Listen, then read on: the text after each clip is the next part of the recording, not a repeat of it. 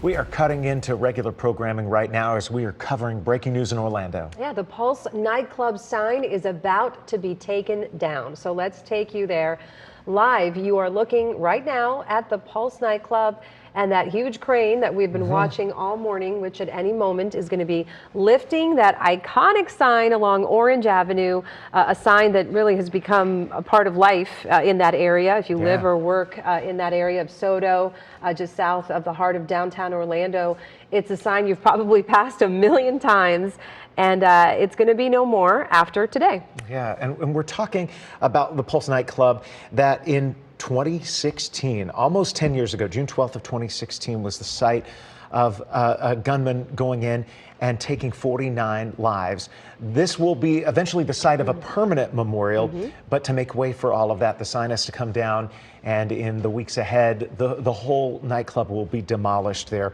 We've seen a little bit of activity from the workers. You can see them behind that safety fence.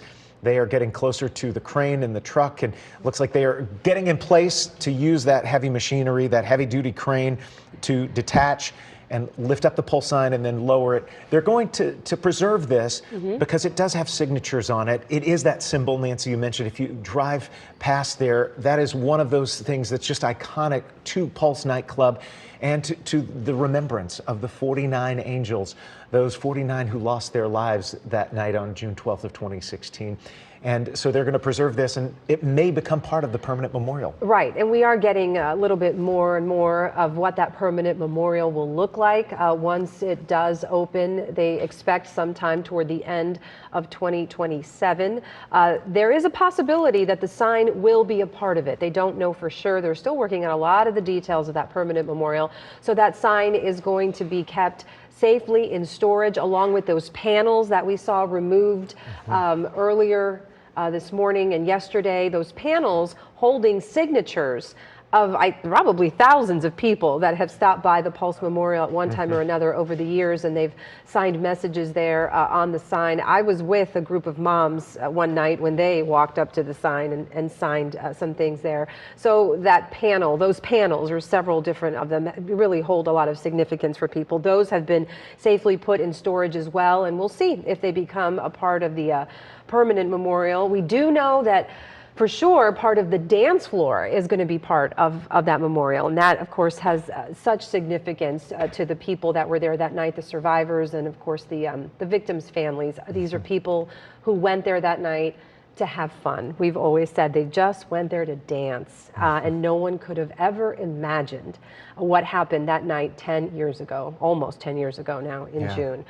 So really a significant step. You know, I feel like we also should speak to the people who didn't live here 10 years ago. Think about how many people have moved to Orlando in the last 10 years, and they're watching this now. Here it is, it's happening. The sign on the move there, that crane lifting it down. And if you're new to Orlando, if you've been here, you got to know this is just a significant moment for so many people impacted by this tragedy. And there it is, the iconic sign that sits along Orange Avenue there in the heart of Soto, just south of downtown Orlando, a sign that so many of us pass every single day, that once stood for a place of love and fun and inclusion, and then for the last 10 years has stood as a symbol of sadness in our community. That sign now is moving and it's coming down. Yeah, we've got Drone 2 showing you this vantage point. This is also our photographer on the ground. We want to thank Jerry Clairman there, who's given us this view from right outside the construction fence, and that's where other media outlets are lined up getting a look here. We do know that after this process, the sign's going to go to a storage facility. We believe that it's a climate-controlled space, something maintained by the City of Orlando that will keep this sign safe and will preserve it until that permanent memorial is built. It is, as we see crews, they're working on some of the poles there that were once covered, Nancy, that you talked about, by those panels where there are hundreds, thousands, not sure how many signatures, but the moms. And you're talking about mothers who you went with there to that site of some of the 49 angels. They lost loved ones in this. They lost their children. Yeah, lives were changed forever by this horrific thing that happened here in Orlando. And again, as we watch those workers, you know, you may be watching this at home thinking it's a sign, it's a construction project. And I get that. I understand that many people might look at this and say, you know, but for the moms and for the survivors, every moment of this process has mattered. Yeah. We were all texting when the fence went up. You know, we were all texting when we heard, you know, this will be a part of it, that will be a part of it. Every moment matters when you lose a child, when you lose a loved one. You know, and I'm thinking about all of them today as they watch this, because I know that this is a significant step toward that permanent memorial, one that we cannot underscore. They have waited almost a decade for it. It has taken 10 years for the city of Orlando to get to this point. We have covered extensively the complications and the hurt of what happened with the One Pulse Foundation, which is, of course, the foundation that was in charge of making this happen sooner. And of course, that didn't happen, and we have reported extensively on all the reasons why, and now we're here. And we're also seeing this live picture here of a group of people that are watching, and that includes the mayor, Orlando Mayor Buddy Dyer. Yeah, and if the mayor has any words, we're going to be covering that for you. And if we don't bring it to you live here, which we would try to do if we're on the air, we'll definitely be covering this throughout the day on WESH 2 News, on air and online. Nancy, you brought up something that is so pivotal to where we are today. It was only in 2023 the city of Orlando made the purchase of this nightclub site, One Pulse, which was kind of a project of Barbara Poma, who had owned Pulse nightclub, had been the proprietor of the nightclub, had these plans that we kept hearing about for some type of memorial, something that would come from One Pulse. And as it never manifested, the city of Orlando got involved to try and create something permanent. But that's only been in just the last few years. Yeah, if you're watching this and you don't really know much of the background of all of this, or perhaps you're new here, we did here at WESH 2 an extensive special half-hour report on what happened with the One Pulse Foundation. And we peeled it back layer by layer. That special lives on WESH.com. I would encourage you to watch it, to go back and see the history and what happened and what happened to get us to this point. But I think the most significant thing, you know, Jason, is that what happened put these families on hold. You know, it completely paused the process that we're watching finally happen right now. It should have never taken a decade for these families to get a memorial, and here we are. And they've been telling you that they've been in shock that it's taken so long. Yeah, it's been very difficult, but I think what's coming will be a place that they will all appreciate. It's become, I've seen it evolve, and it's become a very inclusive project. I think in the very beginning, the families didn't feel like they were really part of the process, that they were being heard. I remember in the very beginning, you know, they were getting emails in English, and so many of these families don't speak a word of English. You know, these moms only speak Spanish. A large majority of the people impacted from this tragedy were part of the Hispanic community. If you're new here, you don't know, you maybe don't remember, it was Latin night. It was Noche Latina at Pulse. So a lot of Puerto Ricans, Dominicans, a lot of people, Cubans were there that night listening to Spanish music. And again, I say it over and over, they just went there to dance and to have a great time. There was people of all ages there. It was an LGBTQ nightclub, but it wasn't just our members of our gay community that were there that night. It was all kinds of people.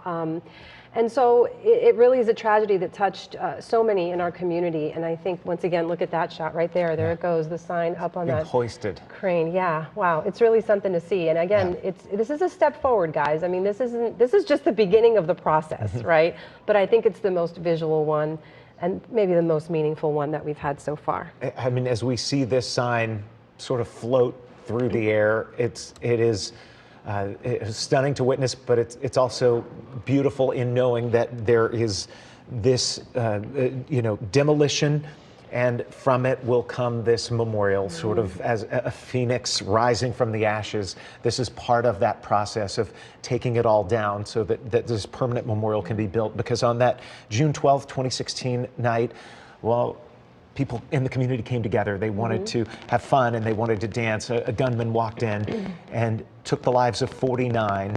And countless others were injured, dozens and dozens more were injured, and those who were there and were not hurt have been scarred from what they were a part of and witnessed. This is something that changed their lives forever. Absolutely. And I think, just anyone impacted by this, anyone, honestly, that even went there regularly. I know people who were supposed to be there that night. And just for one reason or another, they had to work, whatever, they didn't go. And it lives with them to this day. Of course, no one more, though, than the families who lost loved ones. I have a statement that I received from two of my moms. We call them our moms because that's kind of what it's become over the last 10 years.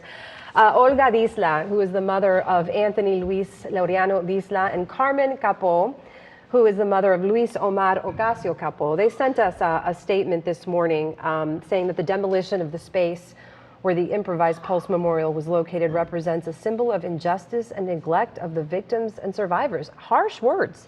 You know, those are a symbol of neglect, is what she called what's been there for the last 10 years. Because that's just how they feel. They're frustrated, that it's taken this long. 9 years and 9 months have passed, they say, during which the pain remains as deep as the first day, which is why the memorial was a space to honor the 49 victims and remind citizens of what happened there so that it never happens again. Let us hope that the construction time will not be used as an excuse to continue failing to provide support to the victims and survivors. So, again, a very strong statement there from just two of those moms who sent that to me this morning. Olga Disla and Carmen Capó lost their very young sons at that club. And so, yes, they're watching this and they appreciate that they'll have a place that is suitable and beautiful to go, but still that frustration lives there that it took 10 years. Yeah. What we're seeing right now, it apparently is one of the legs of that sign being removed. It looked like they're going to use some tool to cut it. And then there does appear to be a flatbed truck. Not sure if they're going to put it on that and that's how it's going to be transported away. But this was a sign that presumably would never have to come down until this tragedy happened for the City Beautiful. Now, here we are having it removed and trying to do it delicately so it can be preserved and potentially can become part of this memorial. And I know so many want to see it there as part of this tribute, this memorial to the 49 angels and to what Pulse was. And Pulse was a very special place. I know we've talked a lot about it over the years, but this was a place of inclusion. When I talk about it and I talk about what happened, I often think of Brenda McCool. So Brenda McCool was a mother of 11 and a grandma. She was killed at the nightclub that night because she went there with her son to dance. And she was, I'm looking up her age right now. She was just 49 years old. She had survived cancer. And I remember when this happened and a couple of people, said to me, what was that lady doing there with her kid? Dancing. Like, that's kind of weird, right? Why did she go to a nightclub with her son? That's what we do in the Latino community, in our culture. We go out with our parents. we go dancing with our parents. I mean, it's a thing, that culturally. So I was not surprised when I heard that Brenda McCool was there dancing with her son until almost 2 o'clock in the morning. I thought that was a really cool and common thing. She was like life goals for me. You know what I mean? Because she was an incredible mother and was there with her son, and they were having a great time. And she died at Pulse. She is one of the people that comes to mind today as I watch this and I watch this moment. They have a massive family, right? She had 11 kids, think about that, grandchildren, a whole legacy. And now they are going to have a place to go to remember her, a permanent memorial for their mom, for their grandma, a place that will honor her now forever. So it is a beautiful thing, and it is a major step forward for families like hers. Yeah, and I mean, a two-time cancer survivor, this mom of 11, and their, investigators believe was trying to get her son out of harm's way, who she was there with, and then she didn't survive that night. I remember that morning of June 12th, waking up and turning West 2 News on like so many do. It was a Sunday morning, and seeing something had happened in downtown, and the details were still coming in. It was dark. And I just got in my car and drove here. I texted our news director and said, you know, I'll be there. And by the time she texted me, I was in the building parking lot and came in. And I remember Mayor Dyer getting on for a press briefing and talking about the deaths and saying that 50 had died. And I remember going, did he say 15? Because there had never, I remember that. Yeah, there had never been Right. a mass shooting where that many lives were taken up until that point. It has sadly been a number that has been surpassed in our nation since then. But the gunman was included in that number. Right. There were 49 people at Pulse who were murdered that night in this tragedy. And as we watch the sign there again, it is moving, I think, toward that flatbed. I think it's so important, Jason, to talk about what this means for the future of our community. I need to remind everyone that a whole entire generation of kids have grown up driving past the site of a mass shooting. My son was 5 years old when this happened. He's 15 years old now. And we drive by there almost every day. Yeah. And that sparks conversation, and that sparks something, you know, in kids. When you grow up in a community, again, with the site of a mass shooting, right there in your neighborhood, the place that you drive by to go to school or to go to get your fast food or get your donuts next door at Dunkin' Donuts. This has become a reality for so many families that live in this community. And also for the survivors. And I just want to say something about that. You know, these survivors have moved on in any way they can. They'll never forget this. No. This will always be a part of them. But my friend Ilka Reyes, let me give you that example. Ilka Reyes, a dear inspiration in my life, was shot 9 times by the shooter. He stood over her body and he just shot into her, and she survived, okay? And in the years since that happened, Ilka had a baby. She had a son, okay? And she named her son after the friends that she was there with that night. This little boy, right, is gonna grow up with this as part of his story. It's inevitable. It's a miracle she was even able to have him, okay? And now he's going to have a place to go, right? Someday when she wants to talk to him about this, or she wants to tell him the story and he wants to reflect on all of it and what his mom went through. How beautiful that finally, a decade later, there will be an appropriate place for him to go that will tell the story of what happened in this community. And more importantly, how this community reacted to this, how people stepped up for his mom, for people like his mom, how we all stepped up for each other. It was an incredible thing to see. If you were here at the time, Orlando stepped up in incredible ways. We always talk about the lines for donating blood and you know, the vigils that we had, and thousands of people showed up. So I think it is important to reflect on then, but then just stop and then look forward. And this is such a significant step toward that. Orlando United was something that we sort of heard a lot. It kind of was coined for the city beautiful, Orlando United, and that's what happened in the days, weeks, months after that. Orlando came together in a big way, in so many ways, some small, some large, and it is something that you know, I hope that we never forget and we never lose, is that unity that was built in the city beautiful among friends and among strangers to help one another here in Central Florida. I just want us to, if we're able to, maybe stay on that drone shot, because you are going to see them.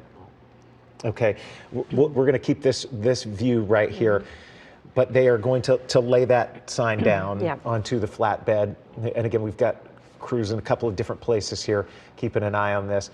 But then it will be taken out of here and put into storage. But it is just something that is kind of remarkable that we're witnessing today, as we saw the sign be removed and then laid down, because it has stood there long before this tragedy ever happened, but then now for the 9 years, 9 months since that tragedy unfolded in the city beautiful at Pulse nightclub. One thing that we're hearing from survivors, they have advocated for demolition with dignity for this site, and they are looking for healing. There's been so much trauma, and this memorial that is dragged on and taken so long, so many just say this is further hurt, and they are looking for healing. And you know, Nancy, whether it's your friend, any of the survivors, any of these families, this memorial that demolition is going to begin on the Pulse site in the next week or so. Unsure exactly how long that's going to take, and then construction set to begin maybe as soon as September. And then next year, we could see in 2027 this permanent memorial in place and opened up, a place where these families will be able to come and to remember their lost loved ones, friends, or for people in the community who are new here to take a look and remember what happened in this city, the history of this city, that maybe they didn't move here until just this year. And it is what has shaped so many in this community. Yeah, and just within the tragedy, there are so many, iconic moments and things that we don't ever forget. One is when the Orlando Police Department breached that wall of the nightclub, essentially ending this thing once and for all after hours. It was torture for the people that were inside that club. And we now know that part of that wall will become part of the memorial. They're going to use parts of the building as part of the permanent memorial. Again, I also mentioned the dance floor. That's very significant. I think that will be a really wonderful place for people to reflect, to take a moment. Many people were shot right there on the dance floor. Some survived, some did not. The very place where they were standing having a wonderful time just seconds before this happened. So that I think is really, really meaningful that they're making the dance floor a part of the permanent memorial. We are just at the 30% design update part of this. We just saw about 30% of it. So there's still a long road to go here. We still are waiting for many, many more details about how this will play out. I did get the opportunity to go inside the club a few months ago when they allowed members of the media to go in. One thing that I was struck by was just how many things are still in there. At the time I was sharing with our viewers how I was just so taken aback by the beauty of the chandeliers inside the nightclub. We know that those have been removed. They took out all the items from the inside. Again, those are all being kept in storage. They're being taken care of as decisions are made as to what will be included in the permanent memorial and what will not be. So it's going to be very interesting to see what the public will see. The cash register was still there, Jason, when I went in. Yeah, there were posters on the wall that were still there. There were some notes by the cash register that kind of been pinned on the wall that were still there. So we'll have to see. We'll have to wait and see as they unveil more and more. But I think it's been very meaningful to hear again that the dance floor and a part of that wall that was breached will all be part of it when it's said and done. Yeah, and the bar area is said to be part of what will be in there. And that breach hole could be used as a symbolic opening or gateway sort of into this memorial that's been kind of discussed as a part of the plan. And one thing the city of Orlando has done is they put together this Pulse Memorial Advisory Board. That's where they are hearing from families of victims. They are hearing from survivors and others in the community about what should happen for this space, what this memorial should look like when it's complete. And that's a part of what is going into this design process, is to make sure that it does accurately live up to what the residents, the survivors, what the victims' families want for this memorial that is theirs. Yeah, I'm actually texting right now with a woman who's been an advocate for the family members. Her name is Yoli Cintrón, and she has sort of been a spokesperson for many of the moms who don't speak English, and she's helped them sort of through this process. And I texted her and I told her, I'm going to be strong during this coverage, Yoli. I'm not going to cry. And she just texted me back and said, I'm not strong. I'm crying as she watches us. So again, that just underscores the significance of this moment for so many people that were impacted by this tragedy at the Pulse nightclub. As there it goes, we watch the sign being laid down there on that flatbed truck. Yeah, there is something that is very moving about seeing it being laid down. Yeah, it is. I mean, I can't underscore how much of a part of that community that sign has been for so many years, just when the club was open. And then when this happened, and this is the place where we went and people signed those panels, as we talked about. People laid flowers there. People took pictures there. So many photographs of that sign taken during good times and then after, during these awful times. A group of moms that came from Puerto Rico, I was with them when they all gathered around that sign and held onto the panels and took a picture out in front of it. So definitely a symbol of the love and joy and good times at Pulse, and a symbol of the grief that followed this horrific event in our community. And I know so many people are watching this right now. Some may be saying, gosh, you know, it's not that big of a deal. It's a construction project. But I also know that many, many, many people are feeling this very deeply, because it is a significant step forward toward the progress that we need and the permanent memorial that these families and survivors deserve.